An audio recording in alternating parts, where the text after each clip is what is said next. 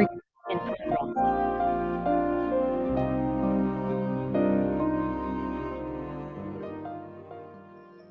Y vamos a hacer nuestra meditación hoy con el Evangelio de San Marcos en el capítulo 5. El capítulo 5, bueno, está haciendo el Señor Jesús su ministerio y recordemos que el ministerio del Señor Jesús tenía que ver, tenía como cuatro implicaciones principales. Uno, la predicación. Dos, la enseñanza. Tres, la liberación. Y cuatro, la sanidad física. Aunque en algunos pasajes se deja ver la liberación espiritual y la sanidad física como parte de una misma acción que hacía el Señor. Pero pues sabemos que por un lado la sanidad física y por otro lado también pues la libertad espiritual. Ese era el ministerio del Señor Jesús. En eso se basaba, en la predicación, en el anuncio del Evangelio, de las buenas nuevas. Él es esas buenas nuevas, pero también la enseñanza de la Escritura y la enseñanza de la Escritura era como contextualizar el Antiguo Testamento y hacerlo vivo y eficaz a través de su mismo testimonio, instruyendo a un pueblo indocto. Generalmente, quienes tenían acceso a la enseñanza y a la instrucción de la Escritura, hablando del pueblo judío, pues eran los que pertenecían al clero, los que pertenecían a la élite sacerdotal. Y el pueblo, pues el pueblo simplemente iba al templo o a las sinagogas a ofrecer, a cumplir como su ritual, a las lecturas semanales, a la interpretación que le dieran bueno, los principales de las sinagogas, pero el Señor Jesús toma y hace la tarea de instruir al pueblo, a la gente del común y a las personas más necesitadas. La misma enseñanza que el Señor Jesús impartía, pues también iba a permitir que las personas experimentaran sanidad o más bien liberación de su espíritu. Y sabemos que muchas enfermedades físicas tienen un origen en el alma, y si tienen origen en el alma, por supuesto, tienen que tener un origen en el desajuste en la vida espiritual que tenemos. Aquí entonces el Señor en el capítulo 5, por ejemplo, en la primera parte, nos habla el evangelista Marcos de una liberación, de una sanidad espiritual. Y el versículo 21 al 43 nos va a plantear sobre sanidades físicas. Eh, Seguramente, y pues ya sabemos que la escritura de los evangelios se dio de manera posterior a los hechos.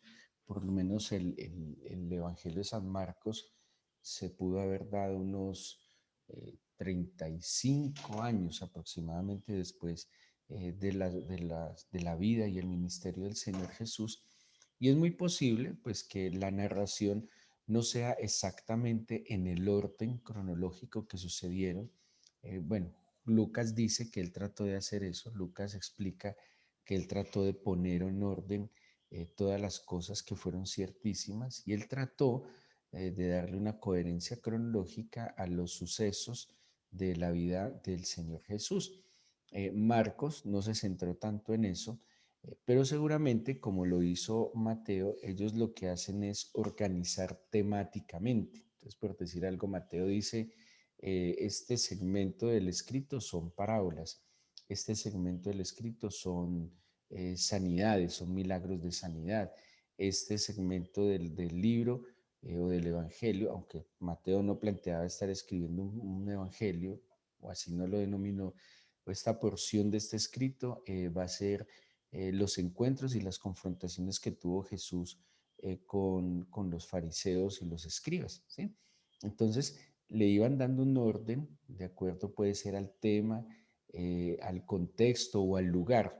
Entonces, aquí Marcos, en esta porción del versículo 21 al 43, nos plantea dos sanidades que, como tienen un dato común, es posible que por eso se haya organizado de esta manera. El punto es lo que nos deja ver del Señor Jesús, lo que nos muestra el Señor Jesús, pero sobre todo de las acciones de fe que toman estas personas necesitadas. Y dice el versículo 21 de Marcos capítulo 5: pasando otra vez Jesús en una barca a la otra orilla, se reunió alrededor de él una gran multitud y él estaba junto al mar.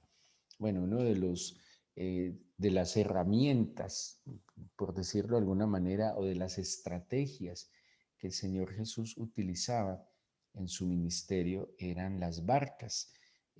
Pues era el mejor medio de transporte en lo que respecta al sector de la Galilea.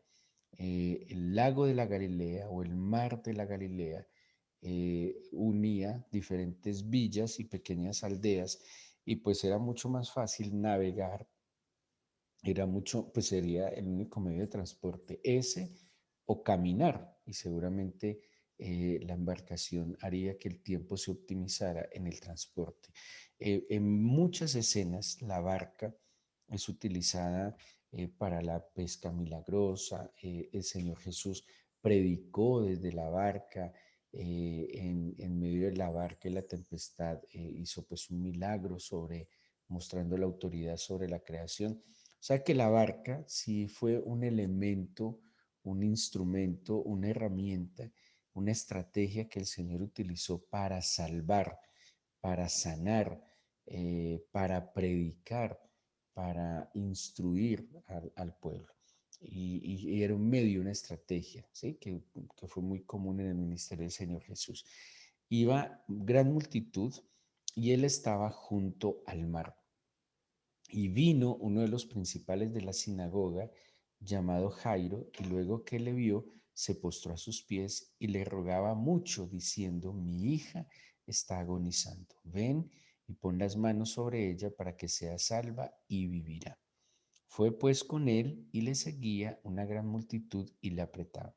Si vemos esto, esto que está haciendo Jairo es una oración, ¿sí? Es una oración, literalmente una oración. eh, y tiene, pues, para nosotros nos implica un esfuerzo mayor porque él tenía al Señor Jesús delante de él, estaba en su presencia, y al estar en la presencia del Señor Jesús, pues hizo esta oración. Algo así es como nos muestra Jairo un modelo de oración. Yo tengo una necesidad, yo tengo un familiar enfermo, yo mismo puedo estar enfermo, aunque la verdad, cuando uno mismo está enfermo, es mucho más difícil pedir, es mucho más difícil orar. A veces cuando el cuerpo está enfermo, limitado, pues el alma no es muy lúcida. Pero para eso existe la intercesión, para eso existen los intercesores, y se espera que cuando alguien está en un momento crítico, cuando su oración no puede ser muy eficaz, cuando su oración no puede ser muy clara, pues existen personas que le rodean, familiares, amigos, que han de cumplir esa función de intercesión. Aquí la que estaba enferma era la hija de Jairo. Y Jairo se levanta como un intercesor y va y busca al Señor Jesús. Y aquí vienen como las acciones en la oración de intercesión que hace Jairo por su hija. Claro, era su hija, era su hija que estaba agonizando, afectaba directamente a Jairo. Y en estos tiempos, pues que estamos viviendo en el mundo entero, no solo de enfermedad por esta cuestión del virus, sino de múltiples enfermedades, situaciones que se dan por seguridad, bueno, tantas circunstancias que nos rodean hoy. Aquí viene el intercesor que entiende que el necesitado tiene dificultades para buscar el favor de Dios, pero él se levanta, como pregunta el Señor a través de Jeremías, alguien que se para en la brecha, buscando a alguien que se ponga en la brecha, que se ponga entre Dios y los hombres. ¿Qué hizo Jairo? Versículo 22, estamos en Marcos 5, 22.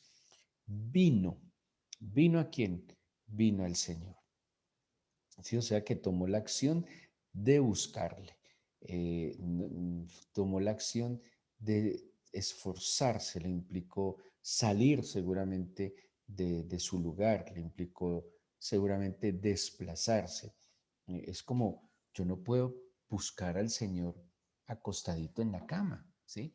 Si yo le voy a buscar, pues tengo por lo menos que hacer esa acción de que yo me levanto, le busco, encuentro un lugar adecuado, me arrodillo delante de él o me pongo de pie delante de él, ¿sí? La disposición física también y del alma. Entonces dice que Jairo vino, versículo 22 dice, luego que le vio, se postró a sus pies. Entonces esto es muy, muy importante porque Jairo no se conformó en venir, sino que buscó su presencia al punto de verle. A veces pareciera que nosotros oramos en la distancia al Señor, ¿sí? Como que oramos o pretendemos orarle, pero no en su presencia.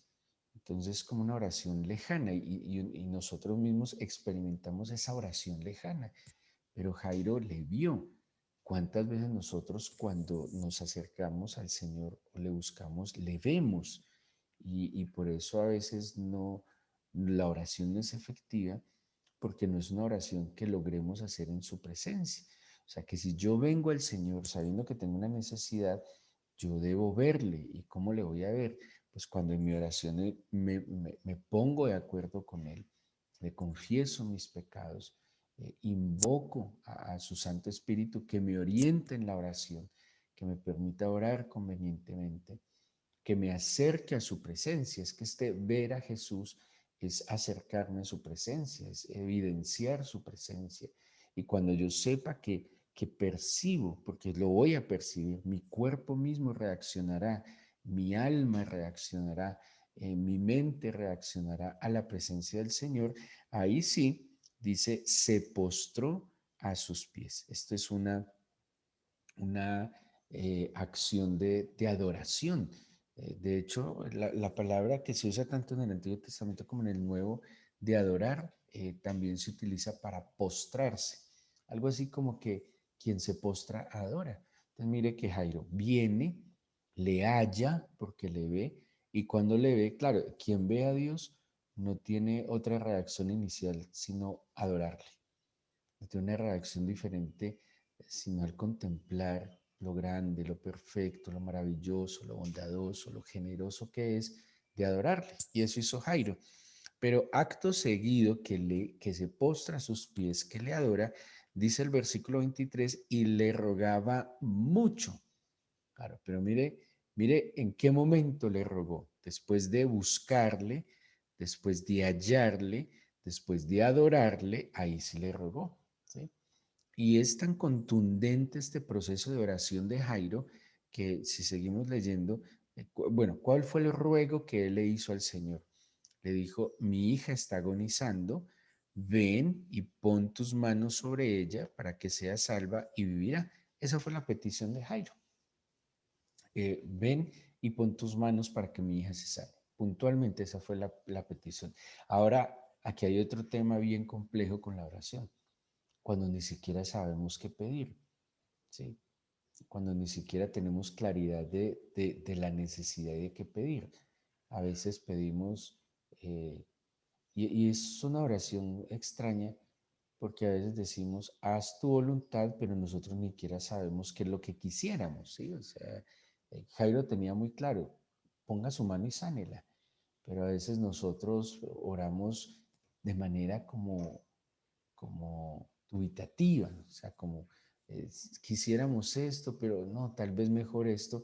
Entonces esa confusión en la misma necesidad, en el mismo anhelo nuestro, pues también no permite que tengamos claridad a la hora que Dios, el Señor, responda. Jairo tenía muy claro qué quería. Jairo tenía muy claro qué necesitaba. Jairo tenía muy claro qué anhelaba. Pero a veces nosotros estamos con la cabecita tan confundida que sabemos que tenemos necesidad de algo, que sabemos que tenemos alguna dificultad, pero no sabemos cómo pedir. ¿Sí? Aquí Jairo sí es muy claro y dice, ven, pon tu mano sobre ella para que sea salva y vivirá. ¿Cómo sabemos que esta oración es efectiva? ¿Cómo sabemos que fue eficaz? ¿Cómo sabemos que así se debe orar? El versículo 24 dice, fue pues con él y le seguía una gran multitud y le apretaban. La respuesta del Señor fue inmediata. ¿Sí? La respuesta del Señor fue conforme a la oración de Jairo, fue clara. O sea, el Señor fue conmovido por la fe de Jairo y él lo va a expresar. El Señor fue conmovido por la misma expresión de Jairo y dijo, bueno, yo lo voy a hacer conforme tú dices. Te repasemos. Vino, le vio, o sea, que le halló, lo evidenció, experimentó su presencia, se postró a adorarle, le rogaba mucho específicamente sobre qué era. ¿Sí? Entonces, todos estos asuntos que nosotros tenemos y en estos días expresábamos que a veces, por ejemplo, frente a la sanidad física, eh, pues cuando yo estoy en la presencia de Dios, yo también voy a saber cómo voy a pedir por la sanidad física de mis seres amados. Y uno puede con toda sinceridad decirle, Señor, mi anhelo es que se sane. No solo porque sea egoísta y porque piense que me hace falta, no, mi anhelo de verdad es que se sane, que se salve. Ese es mi anhelo. ¿Y por qué no te voy a poner con sinceridad y con humildad? Este es mi anhelo, necesidad y sueño. Ahora, tú determinarás otra cosa, pero este sigue siendo mi anhelo.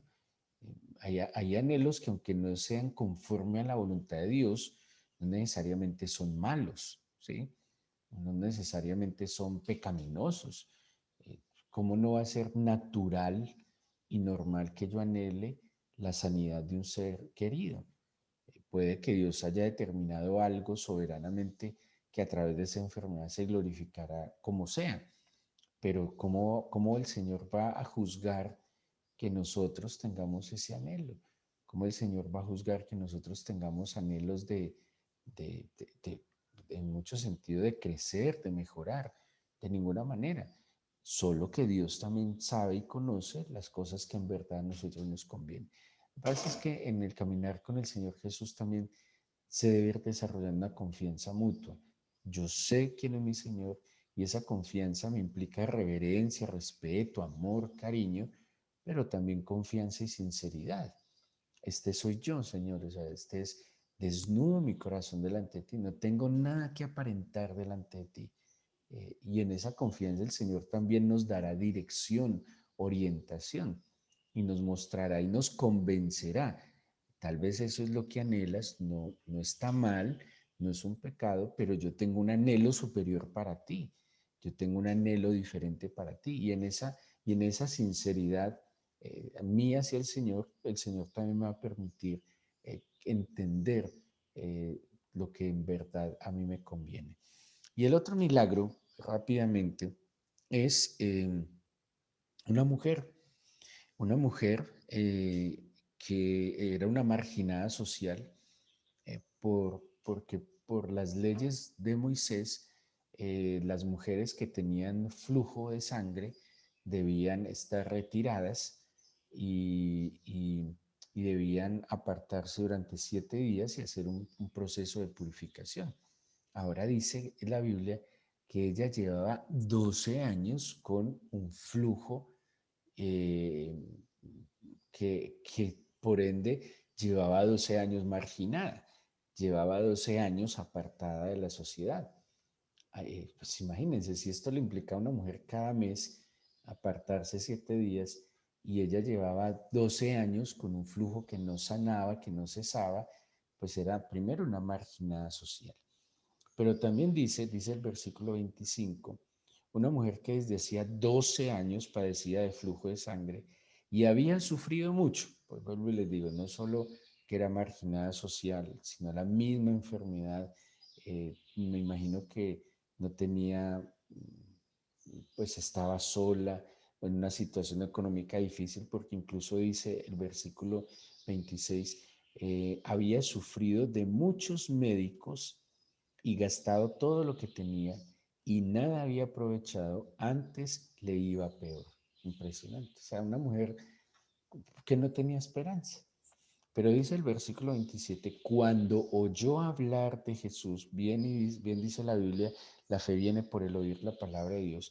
Cuando oyó hablar de Jesús, vino por detrás entre la multitud y tocó su manto porque decía, si tocare tan solamente su manto, seré salva. Y enseguida la fuente de su sangre se secó y sintió en el cuerpo que estaba sana de aquel azote. Luego el Señor Jesús, conociendo en sí mismo el poder que había salido de él, volviéndose a la multitud, dijo: ¿Quién ha tocado mis vestidos? Sus discípulos le dijeron: ¿Ves que la multitud te aprieta y dices: ¿Quién me ha tocado? Pero él miraba alrededor para ver quién había hecho esto. Entonces la mujer, temiendo y temblando, sabiendo lo que en ella había sido hecho, vino y se postró delante de él y le dijo toda la verdad. Y el Señor le dijo: Hija, tu fe te ha hecho salva, ve en paz y queda sana de tu azote. Aquí el orden de pronto de la oración cambia un poco. eh, Entendamos la misma situación de la mujer. Jairo era el principal de la sinagoga, era un hombre importante, era un hombre respetable, era un hombre que se podía abrir camino en la multitud y llegar ante el Señor. Tenía unos privilegios. Esta mujer no podía hacer lo mismo. Así que esta mujer no podía decir, venir, verle, postrarse a sus pies públicamente, pues porque seguramente los mismos discípulos la apartarían del Señor. Esta mujer, que vivía circunstancias diferentes, hace un acto de fe. No exactamente como el de Jairo, pero es un acto de fe impresionante, porque primero cuando oye de Jesús, aquí se activa su fe, viene y en su corazón se decía: si tan solo tocara el borde de su manto. O sea, la mujer estaba convencida que de la presencia del Señor, que el Señor es la fuente de la vida y de la sanidad. Ella tal vez creería que no era digna de venir ante Él. Ella tal vez pensaba que no merecía este milagro, pero pensó que el Señor era tan grande, tan poderoso, tan majestuoso, que si tan solo tocare el borde de su manto, sería sana. Y así fue. O sea que casi de manera inconsciente el poder del Señor salió a causa de la fe de esta mujer y a causa de su necesidad. Pero ojo con esto, ella no deja de hacer lo que hizo Jairo en la oración, porque cuando el Señor dice: alguien me tocó, de mí salió poder, la mujer entiende que se trata de ella y sabiéndose sana, sabiéndose libre de ese azote, que ya no tenía ningún impedimento social ni religioso que pudiera apartarla del Señor y de su entorno social. Ella dice, el versículo 33, vino, se postró. Acuérdense que postrarse es adorar, y dijo toda la verdad, tal cual como hizo Jairo, ¿sí? Entonces tenemos dos personas, dos necesidades, diferentes circunstancias, pero de alguna manera el mismo modelo. Venir delante del Señor, buscar su presencia, verle. En Jairo le vio, pero la mujer oyó. En efecto es lo mismo, porque el oído es el ojo de la fe, ¿sí? Creyó a causa de lo que oyó. Vino delante de él, Jairo le rogó después de adorarlo. La mujer convencida simplemente sabía que en su presencia hay plenitud de gozo, delicias a su diestra, y que de su presencia está toda la majestad y el poder del Señor para sanar. Acerquémonos al Señor en oración, entreguémosle este día y pidémosle que nos ayude a orar como esta mujer, como Jairo. Seguramente muchos creerían que Jairo merecía que el Señor hiciera este milagro. Era un principal de la sinagoga, un servidor del Señor, un hombre de letras. Y tal vez otros creerían que la mujer no merecía, porque así pensamos. Para el Señor el único mérito para sanar, liberar, rescatar es la necesidad. Y que seamos movidos por fe. Pídale a Dios su medida de fe para este día. Pidámosle al Señor que nos dé de su fe, que a través de su palabra aumente nuestra fe. Yo te entrego mi corazón, mi vida, me acerco a ti. y ayúdame a buscarte de tal manera que te vea, como me lo expresa Jairo. Jairo te vio y al ver lo grande, majestuoso, poderoso que eres, se postró, adoró y supo rogar, convencido de que tú actuarías para beneficio de él, para gloria de tu nombre, Señor. Hoy te presento mi corazón, mis necesidades, incluso si usted tiene algún familiar en una situación crítica. No solo puede ser una enfermedad física, puede ser una situación matrimonial, laboral, emocional. Yo te suplico, por favor, así como Jairo te oró, te pido que vengas, que pongas las manos sobre ella para que sea salva y viva, Señor. Dígale, Señor, pon las manos sobre él, que puede ser su hijo, su papá, su mamá, un amigo, su esposo, su esposa. Pon tu mano sobre ellos para que sean salvos y vivan, Señor. Te suplico, Dios Todopoderoso, tú que eres la fuente inagotable del poder, porque obras por el amor que es eterno. Extiende tu mano y sana, limpia y libera. Rompe, Señor, los yugos y cadenas de esclavitud. Tú eres más poderoso que el mal. Tú eres más poderoso, Señor, que todos los ejércitos de este mundo. Y te pido que hoy desbarates los planes del enemigo y estructures, Señor, tus propósitos en nosotros, Señor, y a través de nosotros. Yo te suplico, Dios eterno, que nos des un corazón humilde para reconocerte, adorarte más, amarte más profundamente, Señor, y en tu presencia poder ver y entender de que para ti no hay nada imposible y que si yo estoy en ti, para mí no hay nada imposible. Yo te pido, por favor, Dios, que nos bendigas en este nuevo día, en esta nueva semana, que nos bendigas, Señor, con tu presencia y con tu instrucción. Yo te pido que ampares a cada uno de tus hijos. Yo te pido, por favor, que los guardes de todo mal y de todo peligro, y que esta semana tu palabra también siga siendo, Señor, la guía para encontrar el camino. Muchas gracias por escucharnos, bendecirnos, en el nombre de Jesús. Amén.